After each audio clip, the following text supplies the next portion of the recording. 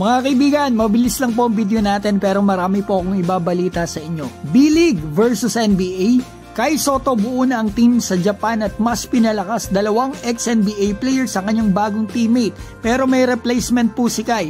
At etong New Zealand na makakalaban ng Gilas Asia Cup, mga kaibigan, biglang humina, iba na ang lineup. Simulan po natin dito sa limited lang na lumabas po ng Japan B-League US Tour. Eto, napakatindi talaga ng Japan. Nakatuna po nila 4 na games, mga kaibigan. Ang NBA teams, mga teams po ito sa Summer League. Eto, nakatune up nila. Napakatindi ng B-League. Wala akong masabi. Sayang kung andito po si Kai Sotto at pati na si Ramos sa Japan selection. At eto, nakasama sila sa games na yan. Napakaganda po sana ng exposure. Baka matipuhan yung ating mga kababayan kasi napakaganda exposure nito kasi may playing time at eto, napapanood sila ng tutukan. So eto, in-announce na po pala ng Koshigaya Alpas na team ni Kai ang official lineup nila. Ang bagong import nila, eto in-announce kanina, Jarrell Martin, 6'10" center, ex-NBA player, nakakalaban po ito ni Kai noon sa NBL. Etong isa si Clemons, yan ang kaunahan nilang naging import.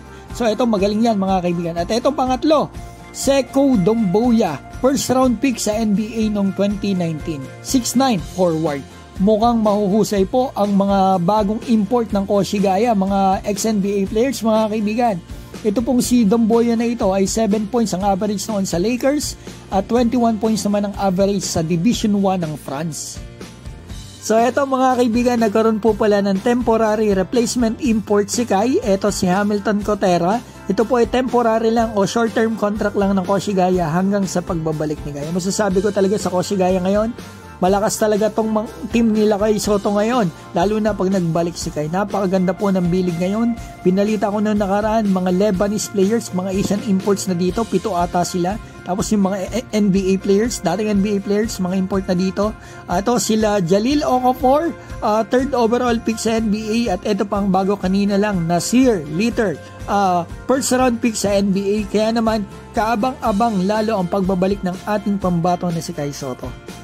So eto na mga kaibigan, ang napakainit kong balita sa inyo sa makakalaban ng Gilas sa Asia Cup, New Zealand. Nilabas na po nila ang kanilang lineup.